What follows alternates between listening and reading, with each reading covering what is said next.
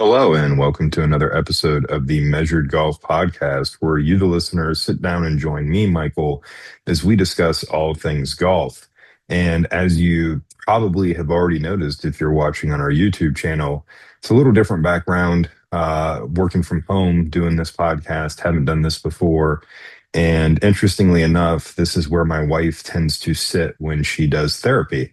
And maybe that's fitting for today's episode because I think I'm going to put on the therapy hat a little bit today and talk about one of those things that most golfers fail to understand, which is how do they get better?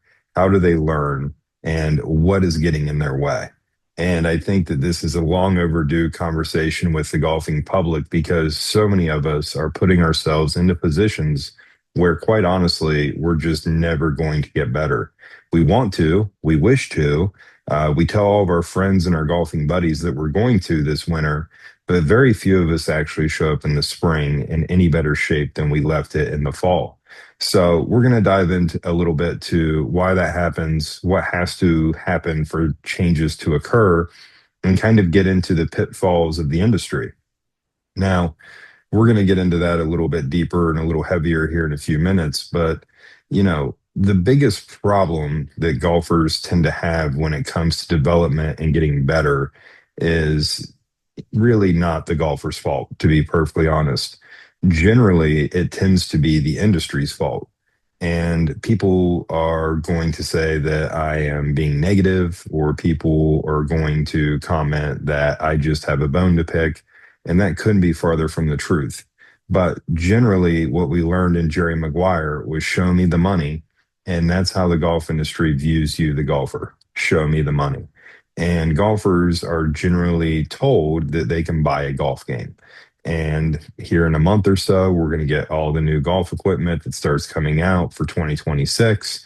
And when you know it, it's going to go 15 yards farther and it's going to go straighter and it's got 10K forgiveness and it's got all these bells and whistles.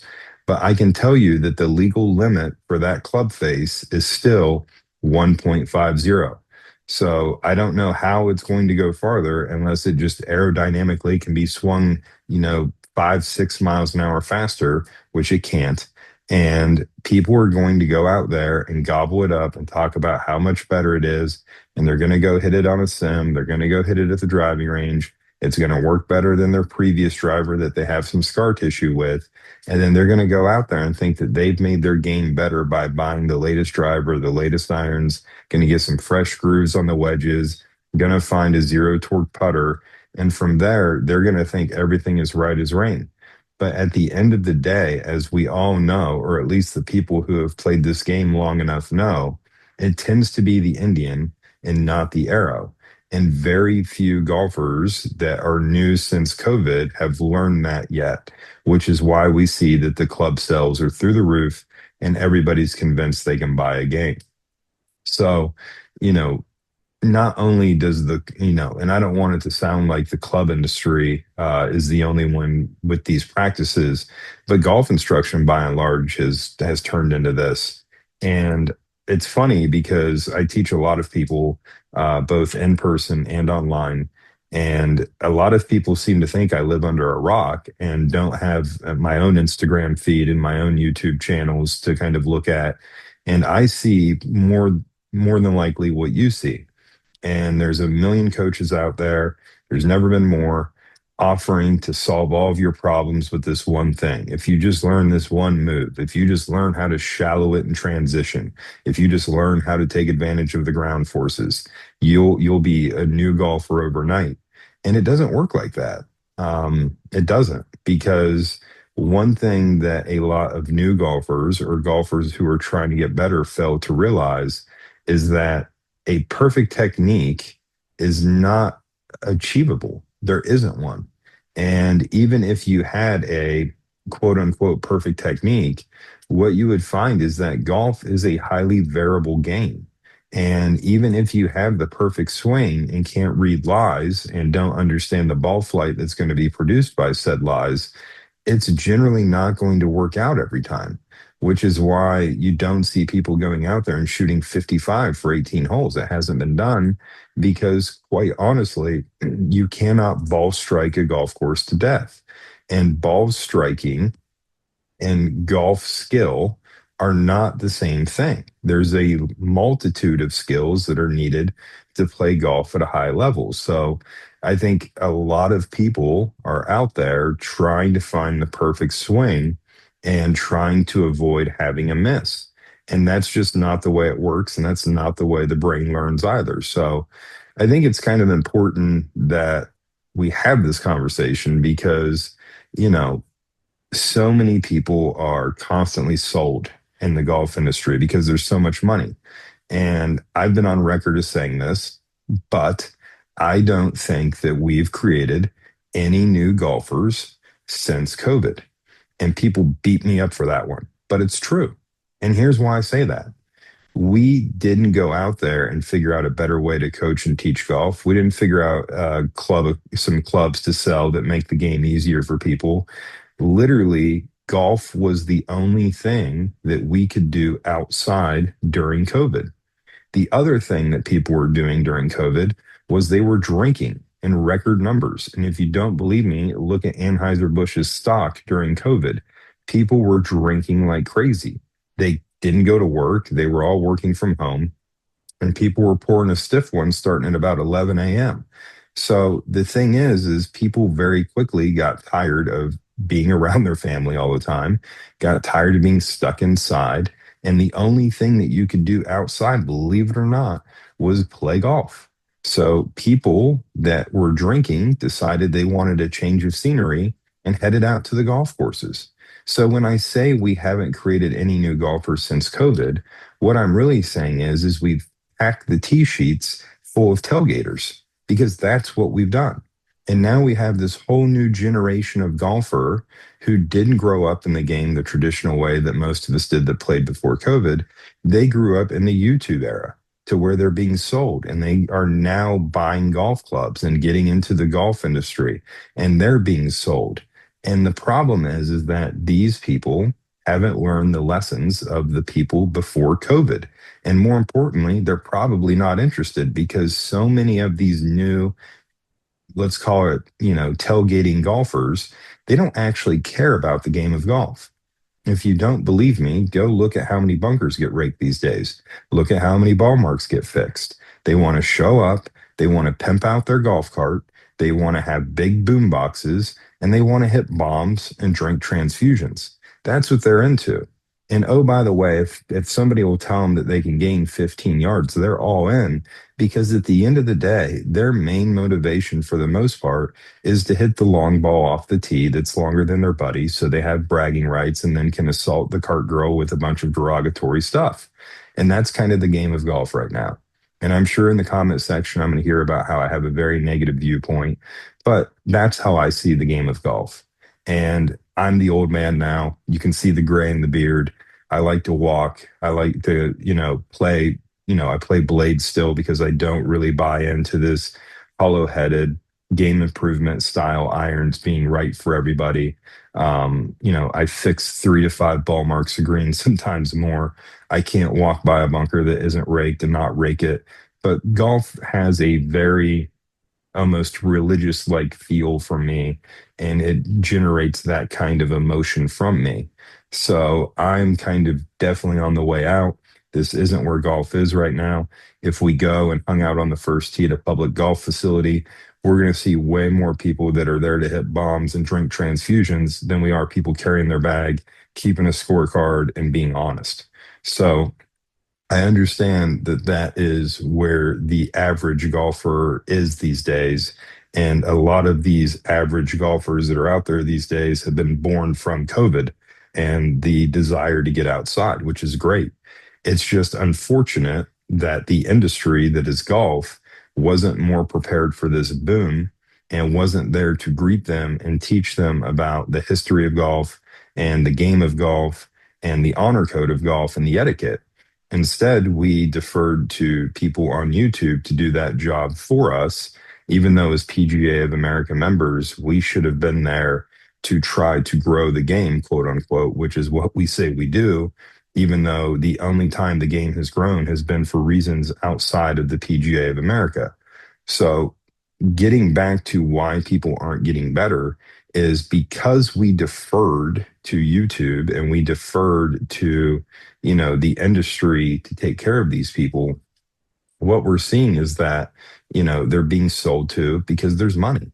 And I know I said that we haven't created any new golfers since COVID, but in reality, the tee sheets have never been more full. There's never been more people participating in the game. I've never seen so many young athletes come to me that are choosing to play golf versus football, basketball, baseball. It's crazy. I never thought we would get to this point, but that is where we are right now in the game of golf. So we have to do a better job helping people learn and how to get better.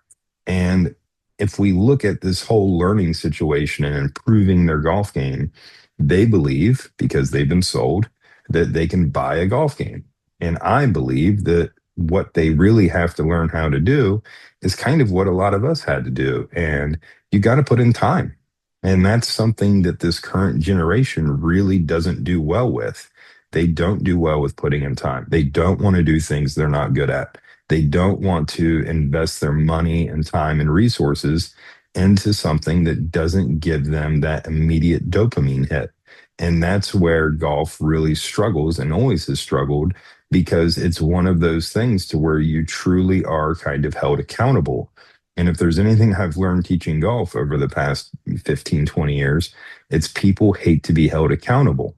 And one of the big things that I think we're going to kind of talk about in terms of helping people get better at golf and what needs to happen for people to get better at golf is accountability is key. And, I've done a podcast talking about how chasing scratch can really hurt your game. And one of the things I said on that podcast was how handicaps tend to be one of two things. They tend to be way overinflated, and the person's using it to sandbag. Yip Strickler would love hearing that. Or two, people tend to have a handicap that is much too low, and it's a vanity handicap. Okay, so when we start thinking about how these handicaps kind of play out and why people aren't getting better, it's really imperative that a golfer understands not only their strengths, but their weaknesses. And when you try to talk to a golfer about their weakness, they hate it. They don't want to have that conversation. They don't want to admit to the fact that they have a miss. And they try to chase this ideal or this perfection or this perfect swing that quite honestly doesn't exist. And when we look at how human beings learn, we are not good at memorizing things and trying to recreate things in terms of a motor pattern. We actually are much better at recognizing error and then building patterns around that. So, the thing that kind of drives me a little bit crazy as a golf instructor is that so many of these quote unquote golf coaches that exist online and in person are only looking at the good shots that their clients and golfers hit in front of them and taking all the credit for those and going, that's the one, that's the one, that's the one. But in reality, when we coach golf, we have to help people identify and recognize the error. Because if we don't understand what the error is in terms of swing mechanics or whatever else it may be, we can't understand how to build a pattern that helps either alleviate that or build a strategy that allows us to account for that. So if you're a golfer and you're trying to get better at golf and you know that you hit a perfect 7 iron, 170 yards at 100 feet of trajectory, and you know your spin rates, all these things, that's great. Like, that's really good to know. But what's the miss? And when I ask young people or new golfers that question, they're like, I don't know. And it's like, well, yeah, you do. You just tend to tune it out. And when golfers at the driving range or at the sim or wherever they practice or are hitting balls, and I own an indoor facility and have since 2020, when I hear a bad one, I immediately see that golfer looking down at the ground or grabbing another ball or whatever else they may be doing. But they're not studying that miss. They're not understanding how that miss happens. They just immediately try to hit another good one and think that that's how they're going to solve that problem. But when they get out onto the golf course, what we tend to see is that because they don't have the recognition of the error, when it happens on the golf course, they just kind of fall apart and they tend to start, trying to make a change and trying to find the good ones again, kind of like they do in their practice. But as we all know, if you've played any golf before, when you start trying to fix the error on the golf course, that is typically when things go wrong. But once again, from a human being perspective, we're not good at perfect, and we're not good at mimicking perfect and trying to create perfect. We're very good at error recognition and kind of trying to build patterns around that error recognition. So, with that being said, so many people don't like to be held accountable and don't like to understand where their miss is coming from. So, there's a lot of people, I've seen this a million times, that think a draw is better than a fade. Okay, fine. If you have a motor pattern that produces more of a draw pattern style swing, yeah, a draw probably is better for you than trying to hit a fade. However, there has to be a reasonable amount of draw. So if we were to be in a sim or if we were outside with some kind of launch monitor technology and we're hitting these draws, what people fail to realize is that we have to be able to draw the ball off of a flat lie with a kind of neutral pattern. And what a lot of people do is they don't pay attention to these patterns whatsoever. And as long as the outcome matches kind of their desired target, they don't really care. But I see a lot of people who come in and they're like, oh, I hit draws. And I'm like, okay, let's see a few of them. And they hit a couple draws. And let's say they hit three shots. One of them is pretty good and doesn't overdraw the line. And just so people know, if you have a target line, kind of a straight line from the golf ball to the target, if the ball crosses that target line right to left, if you're trying to hit a draw, if that ball lands left of the line, that is a hook. Okay. A draw starts right of the line and stays right of the line. That's a draw. Okay. A hook crosses the line. But let's say the first ball draws. They're like, see, that's the one. And then the next two miss the line left, and those would be considered a hook. Well, they're like, see, like I can do it sometimes, but it kind of curves a little too much from time to time. And I just don't, we just got to get it to draw the perfect amount every time. Like if we could do that, I'm going to be a happy golfer. Well, the problem is, and I'm not saying every time, but let's just say in this case, is that they have a club path that is end to out or to the right by 5 or 6 degrees. I see it all the time. And they're like, see, I've got a draw pattern. I swing it into out. I'm doing exactly what I'm supposed to do. And the thing is that 5 or 6 degrees, even though, on a scale of 100, that's a small number. On the scale of a golf swing, that's a lot of in to out movement in terms of a club path. So when we have this 5, 6 degree club path in to out, you're only going to be able to hit a draw. And the thing is that if you put the face, the club face or the face angle at 0 degrees, your face to path relationship is now -5 or -6 degrees. And that axis of the golf ball is going to be shifted very left. And it is going to take a perfect swing, a perfect strike to get that face to where it's a little more open because we know that the golf ball starts based off where the face is orientated. And we're going to have to actually have the face a bit open at impact every time to not hit the hook. And that might be something you can train and do fairly consistently in a simulator at the driving range off a flat lie, and it might work some. But the minute that we go out onto the golf course, two things are going to happen. We're going to get different lies and we're going to have pressure. Okay. So for that person who has a end to out club path of 5 or 6 degrees, when the ball gets above their feet, they're not going to be able to start it far enough right to get it to not hook. And when I remember, a hook is missing left of that line. I'm not saying, 60-yard hooks in the sky or anything like that, but they're not going to be able to get that ball to do anything other than be left of that target line when that ball goes above their feet. Because when the ball is sitting on the ground above your feet, it already has the axis shifted left. And because it has the axis shifted left, and you're going to shift the axis more left with the face to path relationship, it's just going to do nothing but want to go left.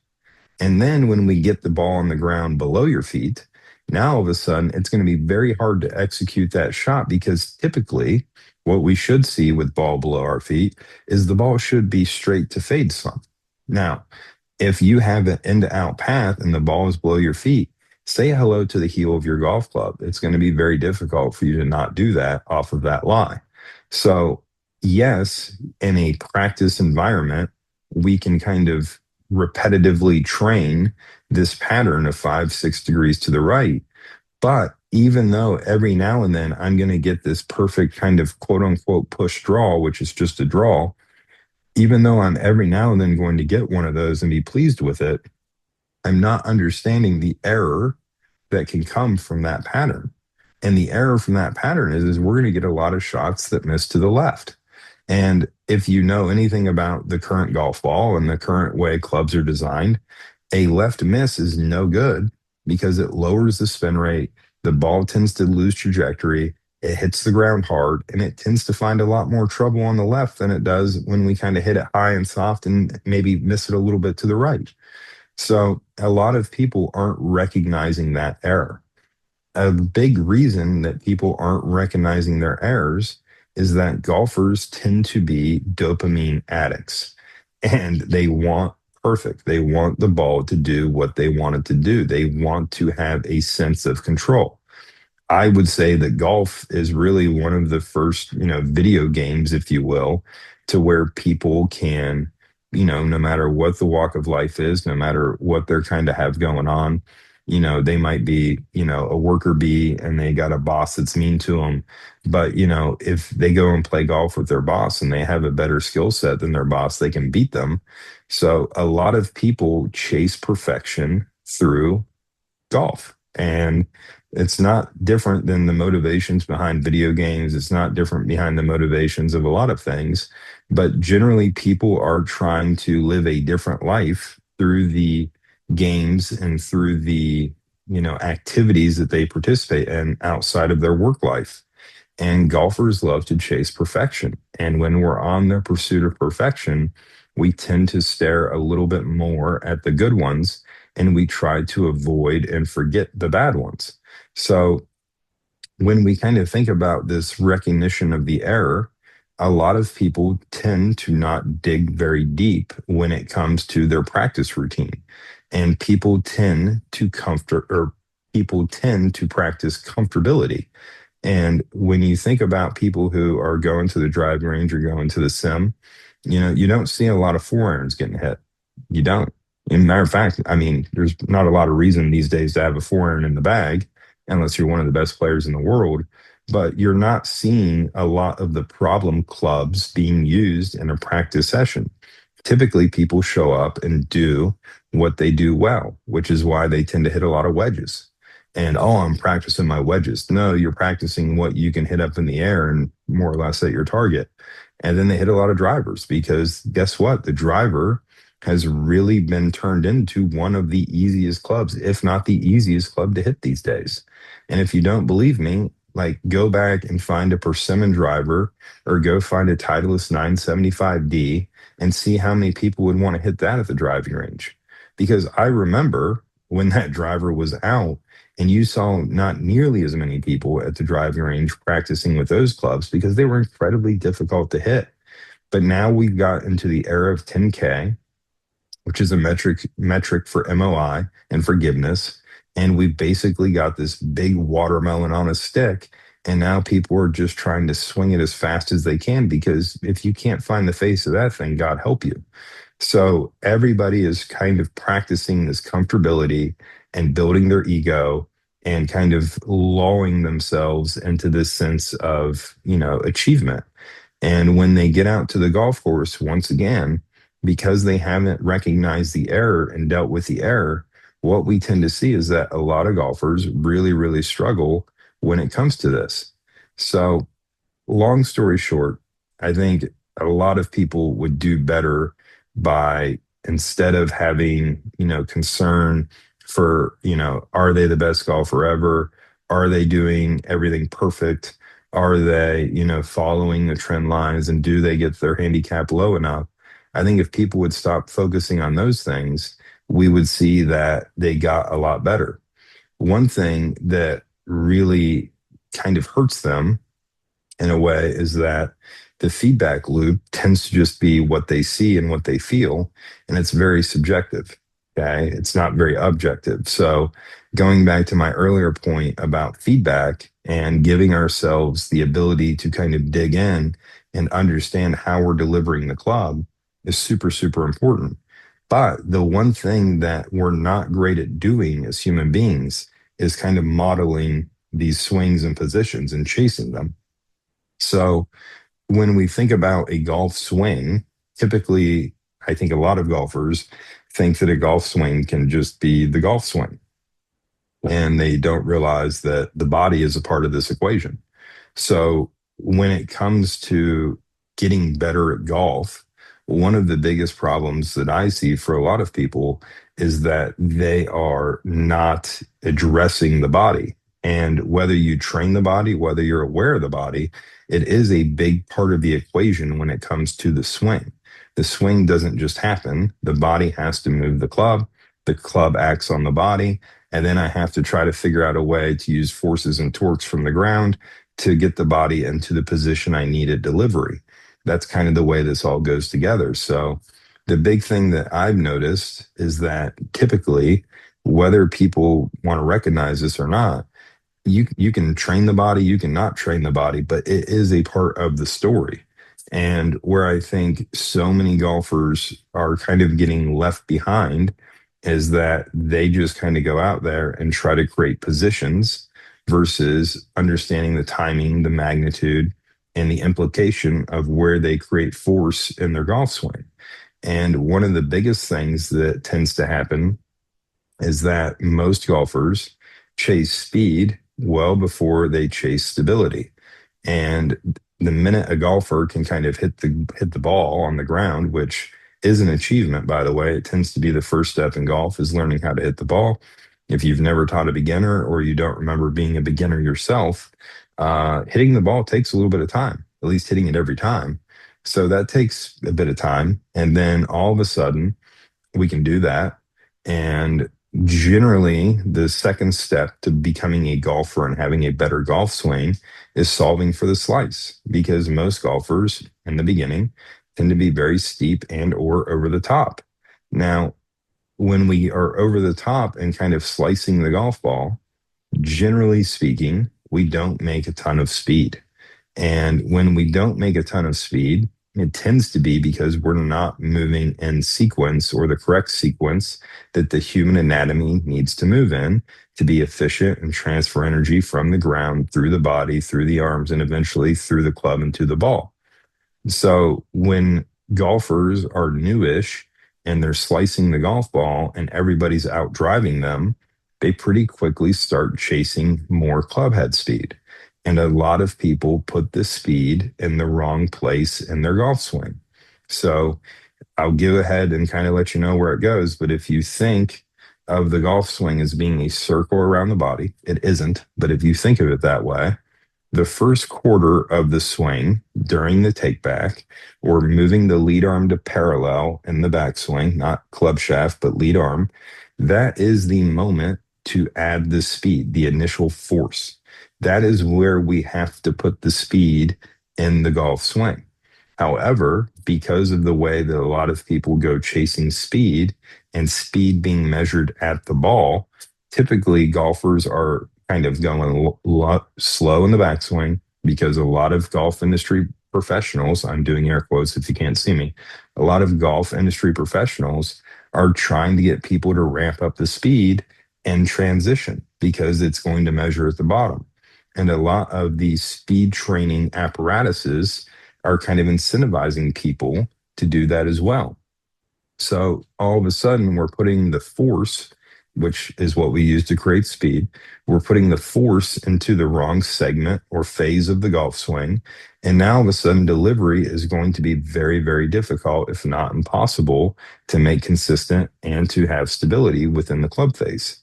So many people kind of quickly start chasing speed, which really gets in the way of the skill development because the thing that golfers tend to forget is yes, having some extra speed with the driver may be nice, but we also are going to have to hit a lot of different clubs.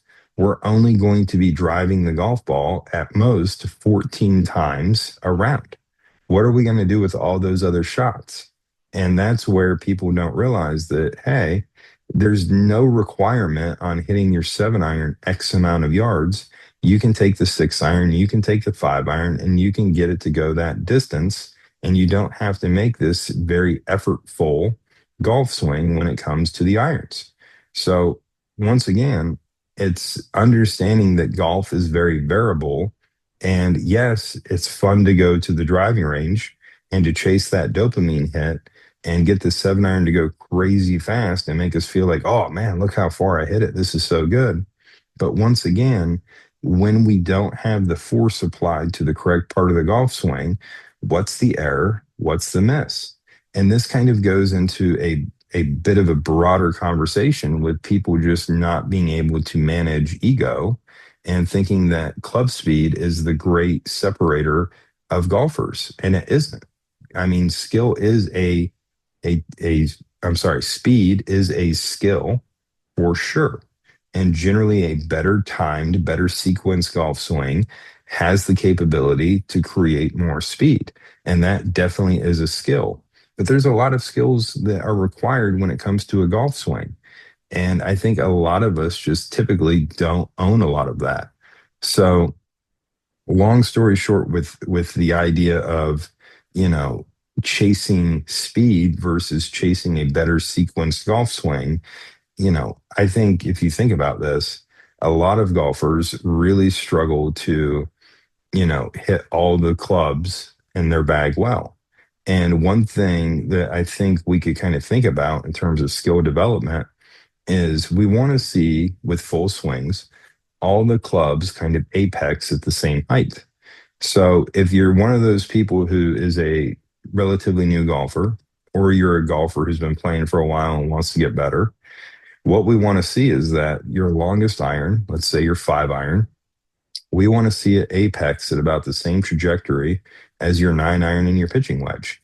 So, generally, a good rule of thumb to create a good land angle that has stopping power is we want to see the golf ball kind of at roughly, 90 to 100 feet in the air.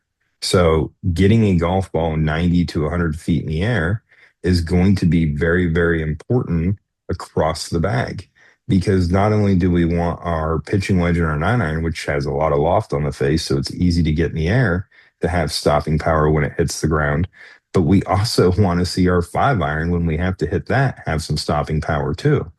Now, there's going to be people who argue, well, if I hit my driver farther, I don't have to hit 5 irons in. Well, you're still going to play par threes to where you have to hit a 5 iron every now and then. And if we're only hitting bullets that don't have any stopping power, well, then it's going to be very difficult to make par on par threes unless we have a good short game. So I think a lot of people, once again, are not recognizing that, hey, yeah, maybe I hit my 9 iron or my pitching wedge pretty good and they go up in the air. But then when I get my 5 iron or my 6 iron out or my 7 iron even, I kind of hit bullets. Well, once again, what's the error? That would be a delivery issue and delofting issue. And hey, maybe I should address this and see if I can't get it a little bit more up in the air.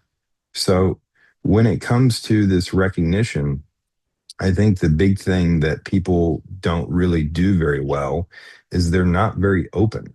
And, we've kind of talked mostly about golfers kind of on their own journey, but from a coaching and teaching perspective, the number one thing that makes teaching and coaching golf very difficult is you need the student to be open. And a lot of people who play golf, are like me and very addicted to it and kind of degenerates when it comes to golf. And we read a lot. And like I said earlier, I have an Instagram feed, a YouTube channel. You know, I'm constantly being inundated with, hey, you need to do this in your golf swing. Hey, you need to do that in your golf swing.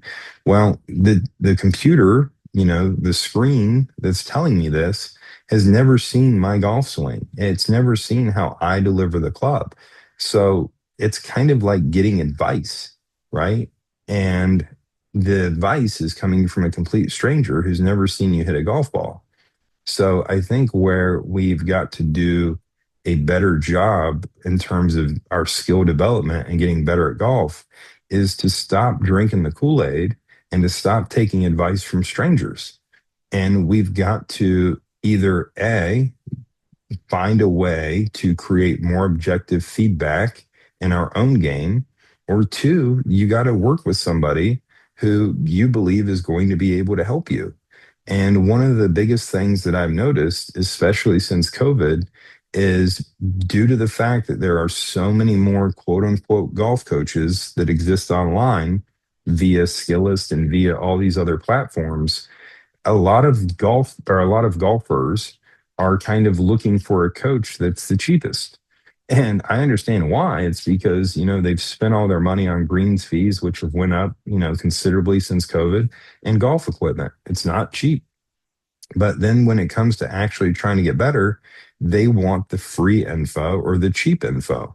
So I think a lot of people go to YouTube for, golf swing help because it's free by and large.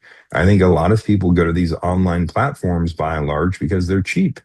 But most things that are cheap aren't always good, and most things that are good aren't always cheap. And that's where I think a lot of golfers really struggle.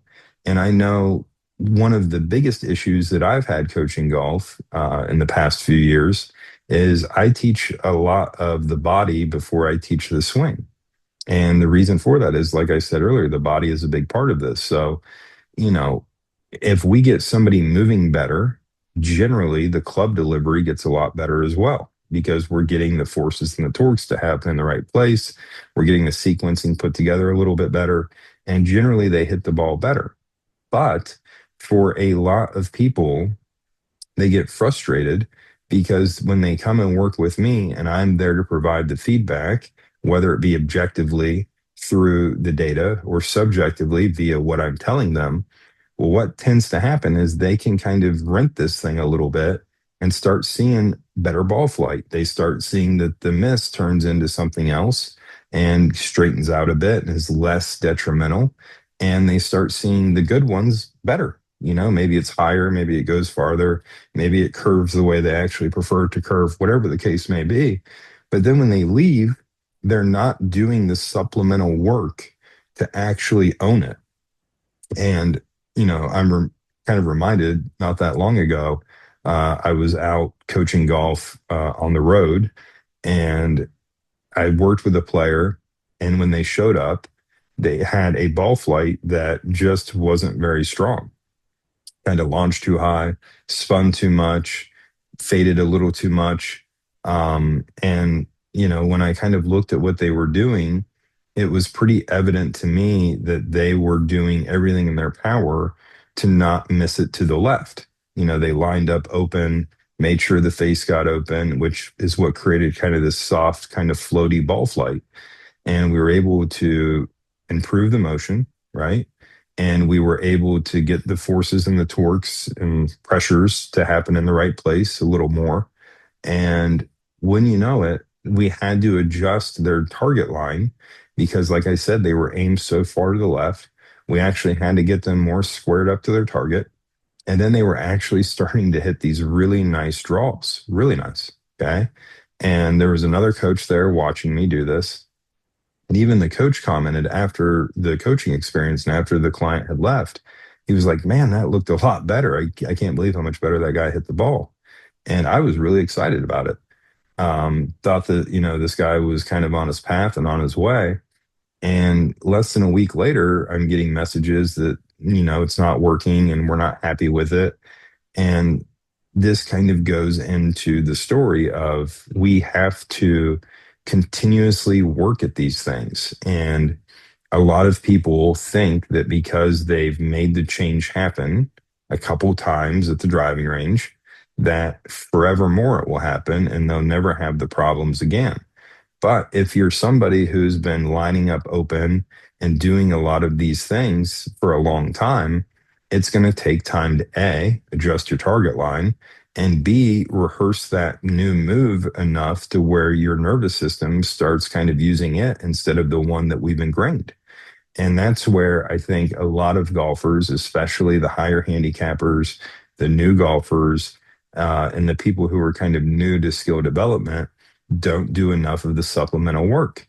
And if you are choosing who to work with, and they're very good at telling you what to do in the moment, but not providing supplemental work to train and to do in between the coaching sessions, generally it's going to be a rent to own program, and you're eventually going to have that thing get repoed on you because it takes a lot of skill development time, a lot of practice time, and a lot of drill time to make these changes, because typically our brain is not that complicated.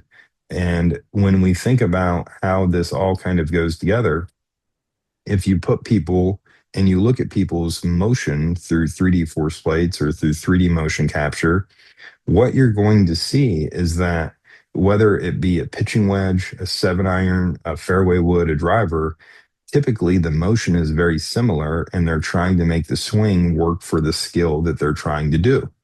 So, with that being said, when your brain tells your body to do golf swing, it acts like a jukebox in a lot of ways. And it goes and finds the album called Golf Swing and it plays it. And that is our old pattern. That's our old movement.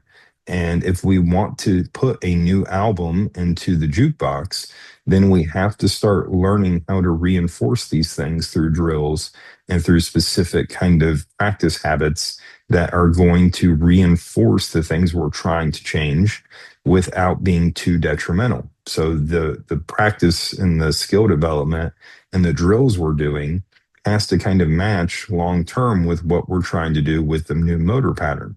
And a lot of golfers just don't do enough of this kind of work. And I've said it before on a podcast, with the tour players, men and women that I work with, if I give them drills and supplemental work to do, they will do it and do it and do it some more, because they understand how to learn and how to get better.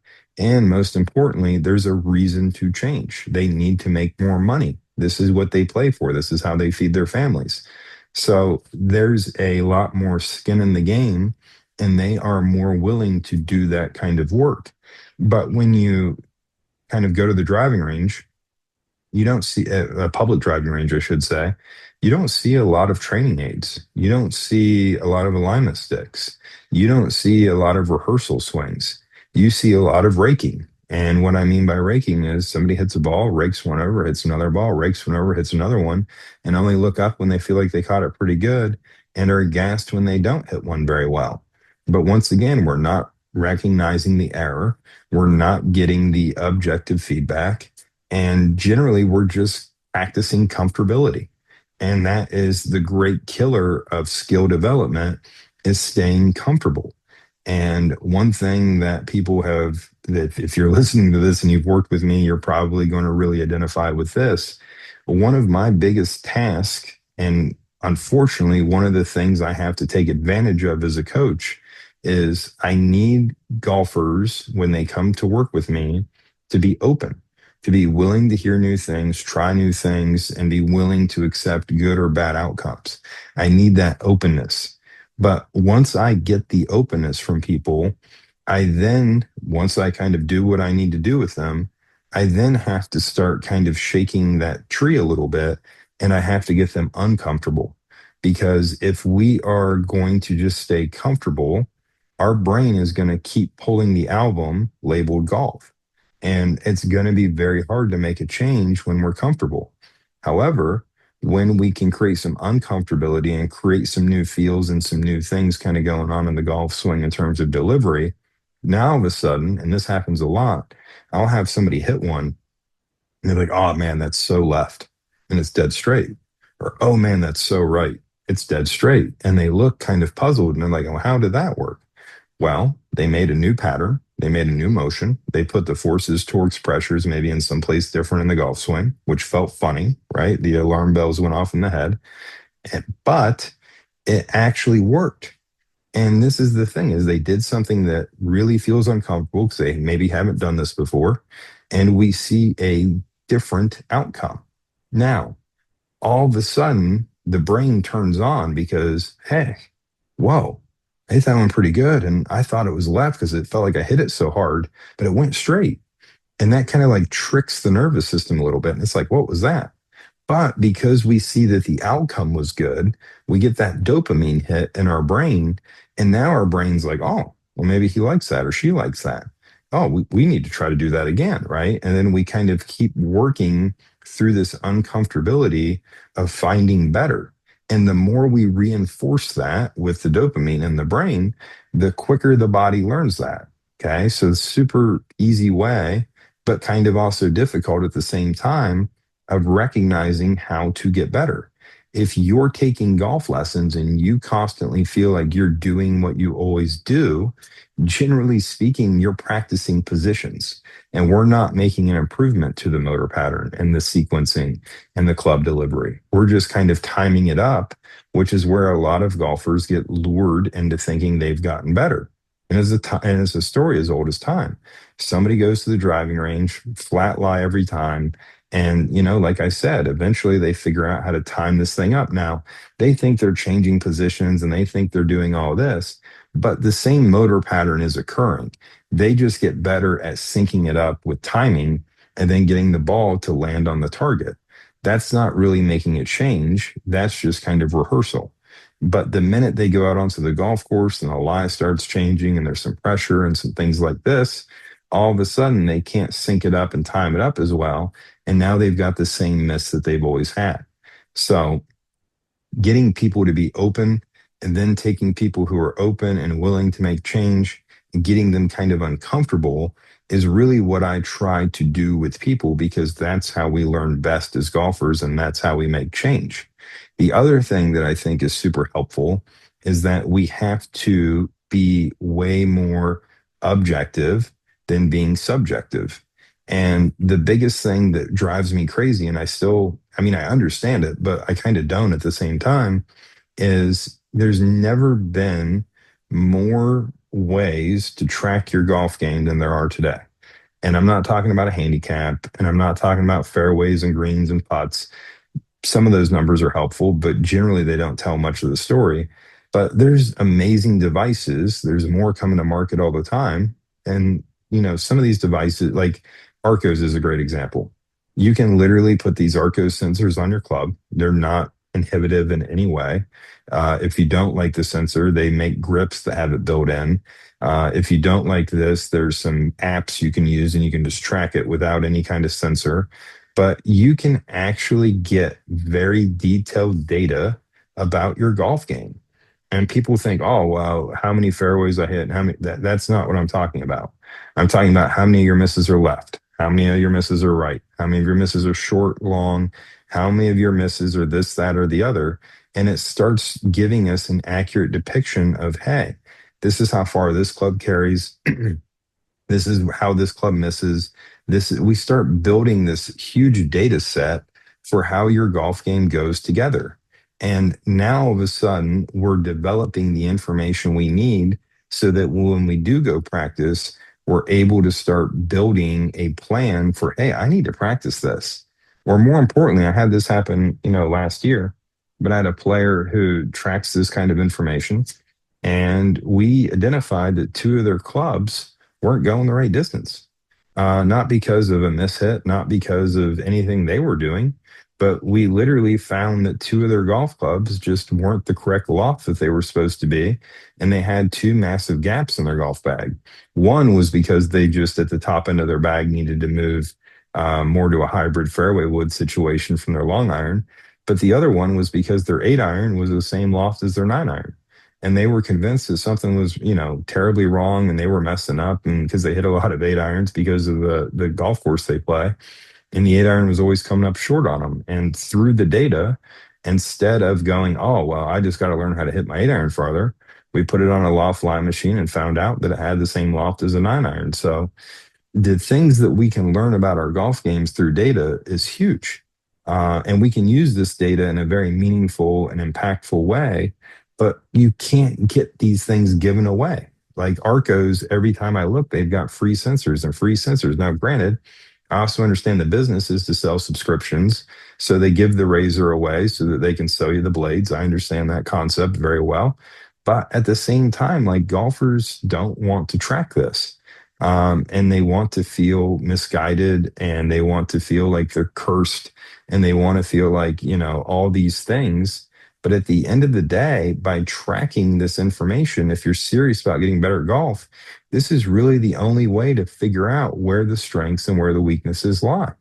And if we once again do a better job of recognizing the error, now we can start developing a plan when we practice to work on these errors instead of just going and practicing comfortability. So, a big thing for me is I teach inside, my facility's indoor. When I travel on the road, sometimes I teach outside. I love to. But with the current configuration of how my business is set up, I'm teaching inside. And, one of the things that the old school kind of teachers and coaches bang on me for is they're like, oh, you're never on the golf course and you just teach a golf swing, which is kind of true. I kind of do. But when I have this data, and with a lot of my better players, I require it. But when I have this data, I'm able to look at how they're actually playing the game outside where we play golf. And by having this data as their coach, I'm able to help them identify, like, hey, these are the issues that are kind of going on the golf course. These are the areas that are kind of being problematic for us. And these are the things that we need to address in this coaching session. And now we're actually able, once again, to add some objective data and get the player the help they need versus having them come in and just do what they do well for an hour and me signing off on it and going, oh, look at how much better things are. Because if we're not looking for that error and not adjusting the golf swing to try to desensitize that error a bit or to minimize that error a bit, we're always going to have issues. But at the end of the day, chasing perfect, chasing the idea that we don't have these issues, it's just not true because no matter how well you play or no matter how low of a score you shoot on the golf course, you're always going to kind of feel a bit like, hey, I left a couple out there. And that's golf. That's that chasing of perfection because we're not going to go out there and hit, 55 perfect shots and call it a day. That's just not really the way it works. It's not what humans are good at. And it's honestly not even how humans are really developed. And the thing that I would say is that if you remember the game Candy Crush, um, like the first like 10 levels are crazy easy, right? Like I think, a 2-year old could figure out the first 10 levels of Candy Crush. It's pretty simple, but it doesn't really give us much in terms of achievement. And golf is very, very hard. And a 2-year old certainly couldn't play the first 10 holes of a golf course. So it's very difficult and it really stresses us in a way to where when we do well, it really creates a big sense of achievement. And that's where I think golf is very addictive, is that it's so hard that when we do well, we get this rush of endorphins and dopamine, and it makes us feel like the king of the mountain. And that's why you see golfers, really get excited when they do well. But from a neurological perspective, the higher the high, the lower the low. And that's where I think we all kind of chase perfection and chase this big endorphin rush is that we want to get that all the time. It's why people become, alcoholics and addicts and things like that because they chase that dragon and that good feeling. But we have to remember that golf is a skill acquisition, skill development style game that's very variable. And we're not going to do perfect every time. We're not going to get that rush of endorphins every single time we chip and pitch the golf ball because we're not always going to chip and pitch it into the hole. Um, but when we don't do well, that tends to really upset us because the low is offsetting the high and it makes us feel bad. It really kind of beats on us a little bit. And we get a lot of the cortisol. And then, if that remains unchecked, then what ends up happening is we wind up depressed. And if you've played bad golf, which we all have, because like I said, golf's a very hard game, there's nothing that makes you feel any better. If you're somebody who doesn't regulate well, I've struggled with this in the past myself, but you get out there and, it just seems like you can't do anything right and you don't play very well. I mean, you're in an unhappy mood on the car ride home. You're in an unhappy mood the rest of the day. The wife can't make you feel any better. The dogs can't make you feel any better. Like you're just miserable. And that's where we've over flooded the system with the negative and the cortisol. And just like any bad breakup, any bad thing that's happened in your life, we want to move past it. We want to forget it. But I'm begging you as a golfer to recognize that this is a game. Okay. There's going to be highs and lows. And we don't want to run away and forget the bad. We need to be aware of the bad so that we can develop a plan that when we go and practice to get better at this game, we can recognize the error and develop a plan to kind of work on that. And I think if you are somebody seeking to get better at golf, I think, there's great YouTube content. There's really good golf coaches that put out a ton of free stuff on YouTube. There is great stuff, that coaches that you can find in your local area can provide you. But we need to be vetting this and we need to figure out, is this coach pushing me? Is this coach just taking credit for the good ones and blaming me for the bad ones? Are they providing any objective data? Are they, trying to push me farther than I think that I can go? And that's where I think people really get sold when it comes to golf instruction is that generally I'm always told how their previous golf coach is such a great guy or girl, but they didn't help them. And it's like, well, people are also lonely right now. Like that's a big problem in this country is people are so alone, even though we have all these tools that are supposed to connect us more, people are lonely. And I think a lot of people, when they seek golf out, it's a game, which is great. It is a game, but at the same time, they're seeking companionship and camaraderie. And when you go take a golf lesson, I think a lot of people go for entertainment value. And the one thing that I pride myself on is being a performance coach. I live and work in a performative environment, and I'm here to help you play better golf, not entertain you. It doesn't mean the two things can't happen, but at the same time, I think what's more entertaining than having a golf pro with a few jokes and being polite is having a golf pro that can show up, be professional, and help you play better golf. And that's not a sales trick. That's objective. And that's why I measure as much as I do. And that's why I like the stats because I'm the first one to tell my clients, like when things aren't going well, reach out. I don't want to just hear about the good. Like that's great. And that should happen because we're doing the things we should be doing. But I need to know when things aren't going well so that we can recognize the error and adjust our plan accordingly. Because as we make change, the error is probably going to change as well. And we need to recognize that in the moment and adjust our plans. So, yeah, like I said, I'm sitting in my wife's therapy chair today, and this felt very therapeutic. But I think just so many people are struggling with getting better at golf. And, it's like anything. Golf is at this like high water mark in terms of the people participating. Whether they're golfers or not is a subject for another time. But we, to grow the game, have to help this influx of golfers do more than hit bombs and drink transfusions. We need to help them, develop the skills necessary to try to shoot some lower scores if that's what they're motivated by. At the very least, the one thing I work on my juniors with is golf can be very tough. Like I said, we don't hit a lot of perfect shots. There's a lot of mistakes that happen, but you also can take pride in fixing ball marks and raking bunkers and keeping up with the group in front of you and all these things. And those are wins as well. So, not everybody is motivated by score. Most of the people that I work with are. So that's kind of the thing they're chasing. But, being a better golfer isn't just how you play, but it's how you take care of the golf course and how you are with the people you play with. So I think there's a lot that we could do to help people kind of pursue and chase those things that are going to make them feel better about the game of golf.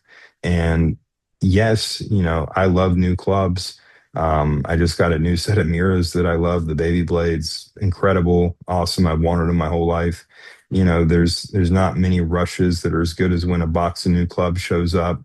So yeah, that stuff is good too, but it's not the answer. It's not the only answer anyway. So if you're serious about getting better at golf, maybe, you know, be a little bit more objective with your own game before you go seeking information, is what I would say. Arcos and some other apps that exist out there for stat tracking are very valuable. If that's something that you can't do right now because you're like us and it's the middle of winter, maybe go rent some sim time on a sim that provides more data and isn't so entertainment based. A lot of the sim facilities are entertainment based and they don't really provide a lot of club data, but maybe go find somewhere that has a trackman and do a session and hit your wedges, hit your irons, hit your woods, your driver, and kind of look at what that pattern looks like. And it doesn't need to be complicated, but at least understand like what the club path looks like and what kind of shot shape is that going to provide? And is that the shape you want it to provide? And, is the club path between -2 and +2? That's pretty neutral. It's a good place to live. Okay. If it's like 5, 6, 7, 8, maybe we need to start kind of working on that. And you can kind of start getting yourself moving in a path that is going to help you. But I think so many people don't take the time to recognize their personal error or the pattern that they're making with their golf swing. And when they don't recognize these things, they don't know where to turn to or where to start. And that's when people kind of go down the YouTube hole, the Instagram hole. It all sounds good. There's somebody that's nice, that's doing a good job presenting the information, and it all sounds reasonable and like it's going to help you. But I've seen more often than not that yes, it might be good information, but it's not the right information for you. So, by having a better understanding, having more objective data about your own game, that's going to allow you to kind of sort through the information and allow you to get the help that you need to play better golf instead of just going out and buying more equipment that isn't going to help solve the pattern problem because there isn't a single golf club that you can buy that's going to change your motor pattern. There isn't. So, could you get fit for something that works with your pattern? Of course. But being predictable and having a pattern that is repeatable is going to be much more beneficial than trying to find the one golf club that works for your pattern. So, anywho, we did the therapy. We've talked about, skill development, skill acquisition, recognizing the error, and this is the way forward. Simply chasing perfection, that's a tough way to go and tends to make people almost psychotic on the golf course, just constantly chasing that dragon. So, I've always said, people tend to behave the worst on the golf course. And the reason is it's addict behavior, right? When an addict or an alcoholic can't get that drink or can't get that drug, they tend to behave very poorly as well. Well, it's people on the golf course are chasing the same kind of high. And when they can't get it and they feel like they've been duped or they feel like they can't do it, they tend to behave poorly as well. And the last thing I want is to people to go out there and not enjoy, a great afternoon on the golf course with their buddies because they're so lost in their own thoughts and pessimism. So, anywho, if you're serious about getting better at golf, get yourself some more objective data and try to find somebody that can help you because very few people, even with objective data, are going to be able to significantly help themselves because it's very hard to make ourselves uncomfortable. We tend to reinforce what we think we know and what we think we're good at. So get you some help. Stop buying golf clubs. I mean, don't, you can buy golf clubs, just don't buy them all the time. And learn how to use the ones you have because a lot of the equipment, if not all the equipment now, is pretty good. So the idea that, they're making these leaps and bounds every year, they're not. They're not even incentivized to, even if they could. The last thing that any of these companies want to do is sell you the last driver you're ever going to need because then they're going to go broke. They need to keep selling golf equipment, which is why the hype machine keeps going. It's why they're putting all this free product into these influencers' hands because they know those influences are getting to you via Instagram and YouTube and all that stuff. That's why they do it. That's why you see all these people having the latest and greatest equipment, and then they're telling you what the marketing team told them to tell you, which is going to incentivize you to go out and buy that equipment. But that's probably not the best path forward. So, enough banging on the industry, enough lecturing people on why they're not getting better. But I hope you enjoyed this. I hope you take something away from it. I hope you get better this off season. Like that's my real goal. And if you're serious about getting better and you don't know where to turn, you're more than welcome to reach out to us. You can find us on YouTube by searching Measured Golf. You can find this podcast anywhere you download your favorite podcast by searching the Measured Golf Podcast. If you really are, hey, I want to dive in, I want Mike to help me with his golf game, you're more than welcome to reach out to us via one of those channels and let me know that you're looking for some help and we can help put together a plan this off season. And that way, when you get out there in the spring, things are better. And if you're trying to reach out to me, the easiest way to do that is you can go to our website at measuredgolf.com and you can submit an email directly through the website that I will get. So I really hope you enjoyed this. Thank you once again for listening. And if you haven't already, please be sure to subscribe to this podcast. That really helps us out a lot. Same with the YouTube. Please subscribe as well. But thanks again for listening. And until next time, keep grinding.